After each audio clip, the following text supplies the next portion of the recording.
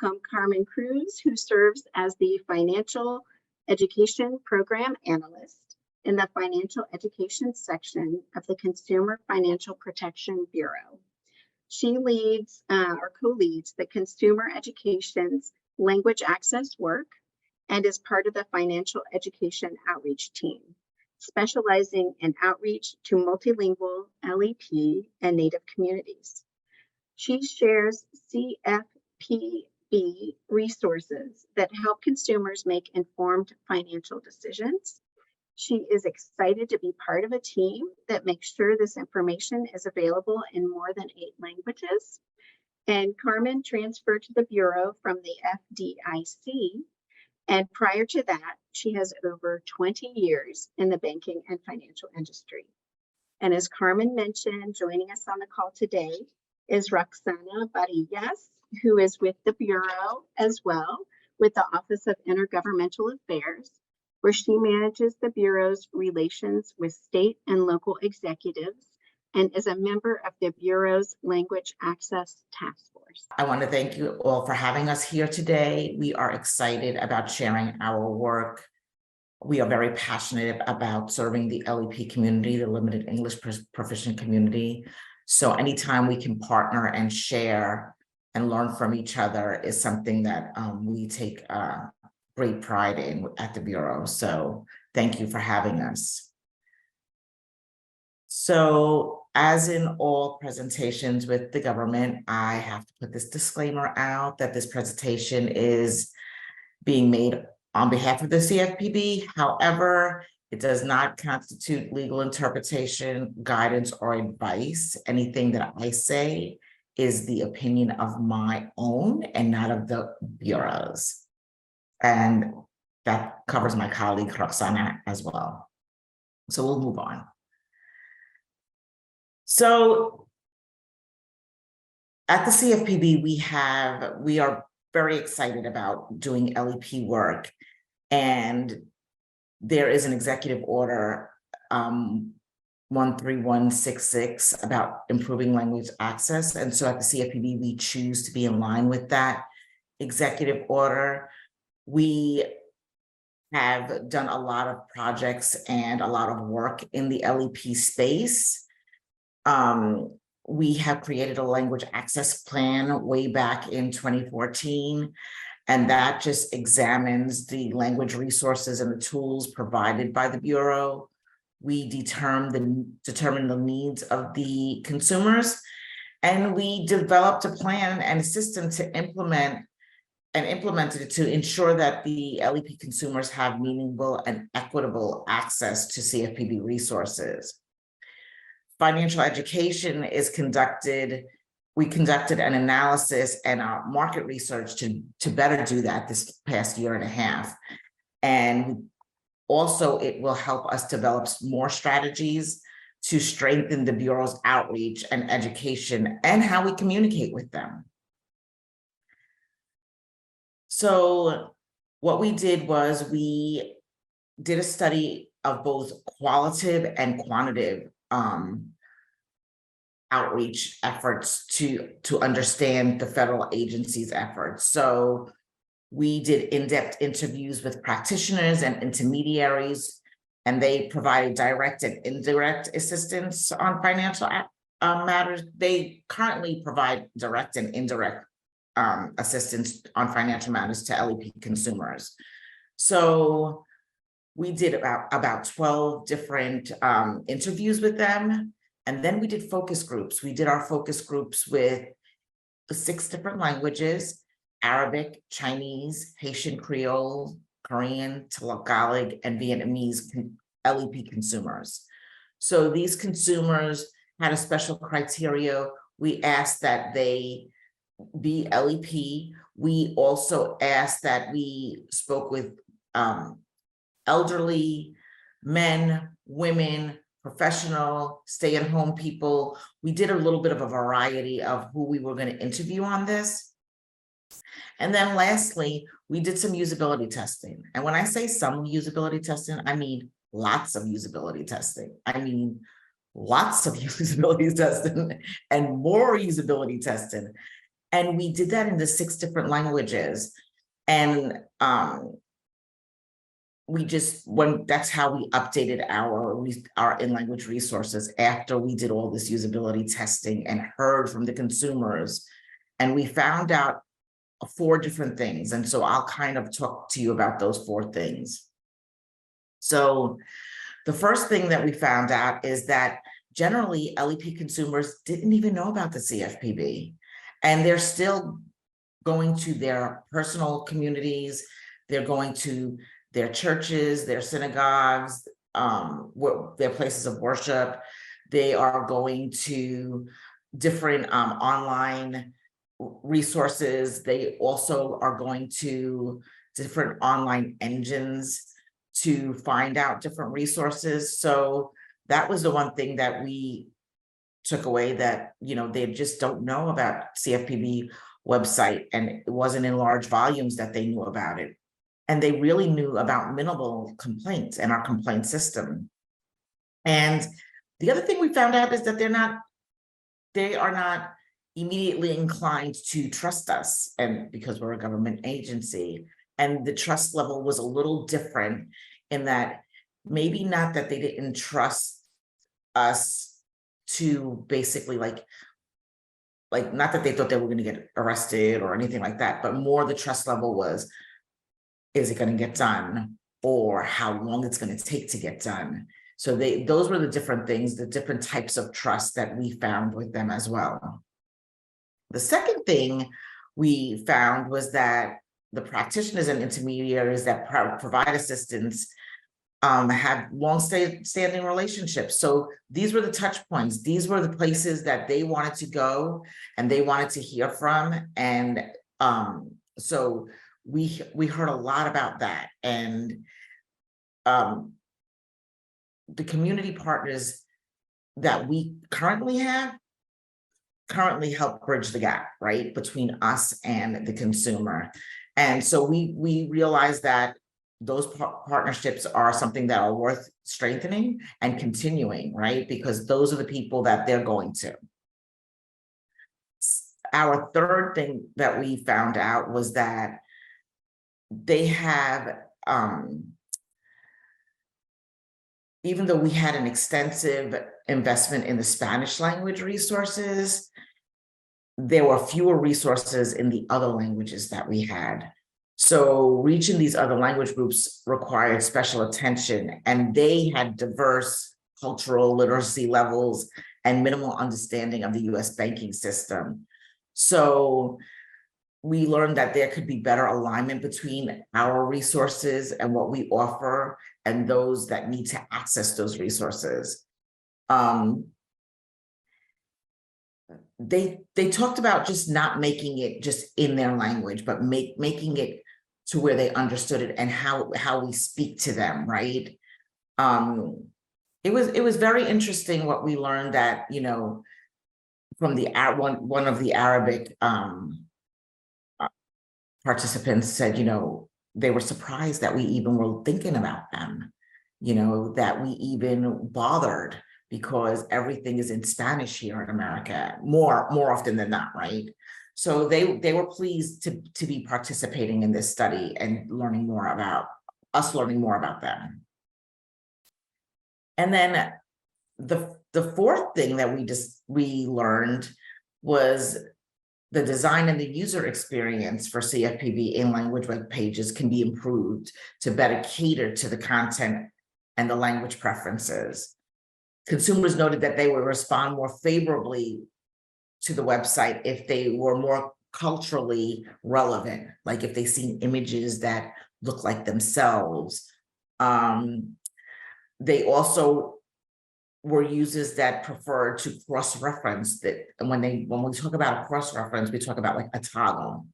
So they wanted, even though they want their resources in their language, they also want to be able to toggle back to the English resource to say, are we getting the same thing that the English speakers are getting, right?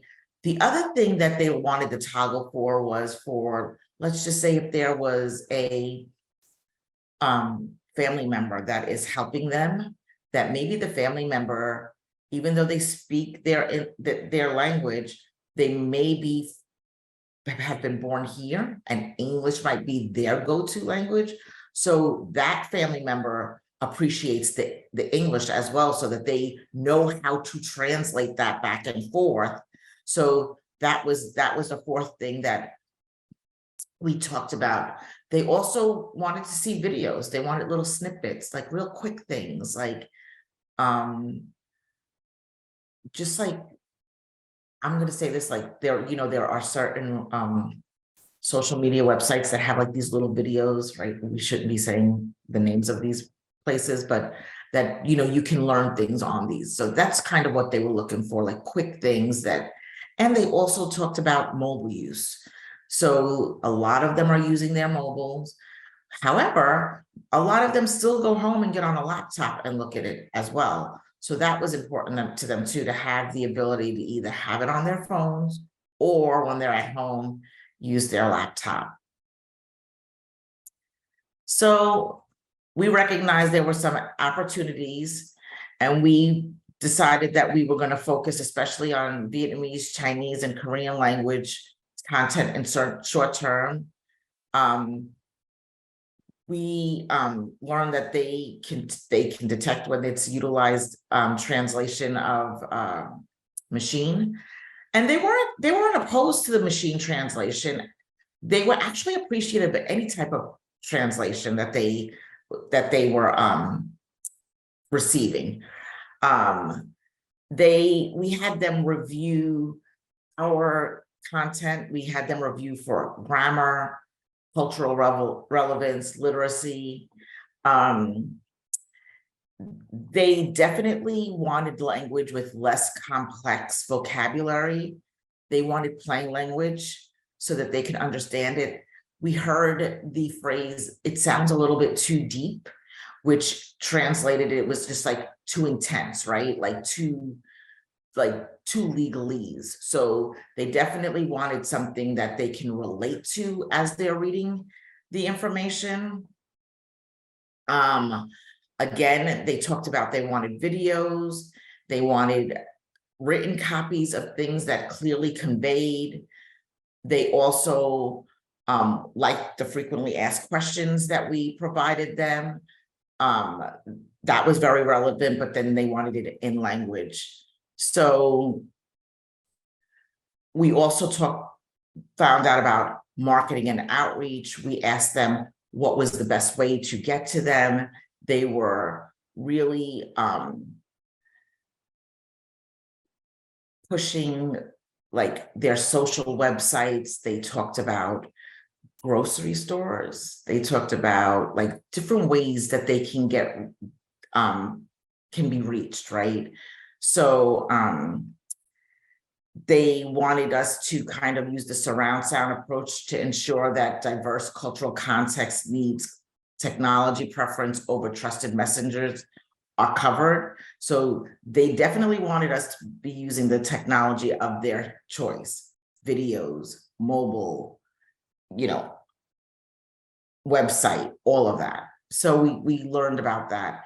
And currently what we are doing is our next steps. So we took we offer 8 languages: Arabic, Chinese, Haitian Creole, Korean, Russian, Tagalog, Vietnamese, and Spanish. We took all of our non-Spanish languages and we redesigned those pages. And on the next slide, I will show you what that looks like. And so we added images to better reflect the communities. We did bite-sized content. We also added a key term, a key term section where they can just look at these key terms and kind of get a really quick like definition of that. We also have glossaries. We have glossaries that have over 1,200 words and terms in their languages. And what these glossaries are for content creators, really, right? So when you're creating content, to learn about how do we say this in Spanish? How is the government saying this in Spanish or Chinese or Haitian Creole?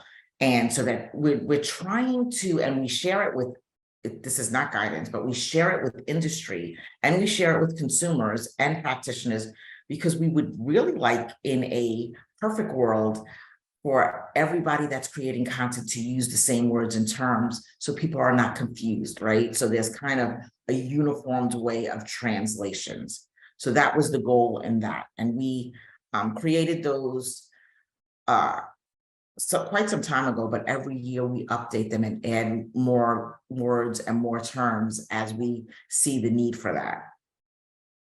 And then we also added on our website a more detailed explanation of consumer complaint process. We learned that they didn't know what that meant and what to expect. So you'll see on our website when you go there that you will see how we we put details in that so that they know, before they go onto the site.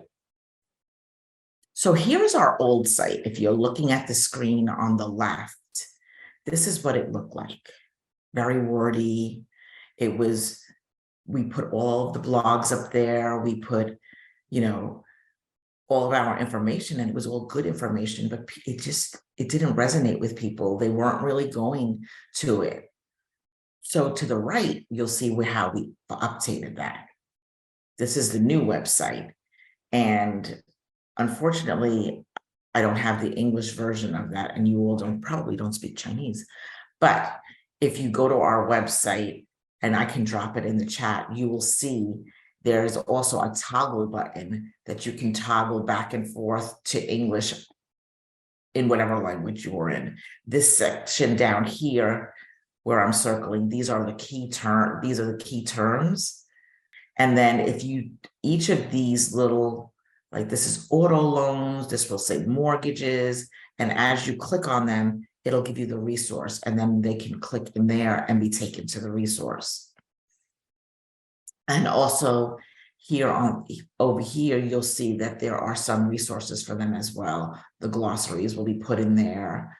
Our language access plan is put there. So different things like that we've updated. We've really received a large outpouring of, how do I say it, like accolades for it. We, in 1 month, exceeded the amount of visitors to the site than we had in a whole year. So once we launched these. So, and then the last thing is, we wanted to talk about our translation process.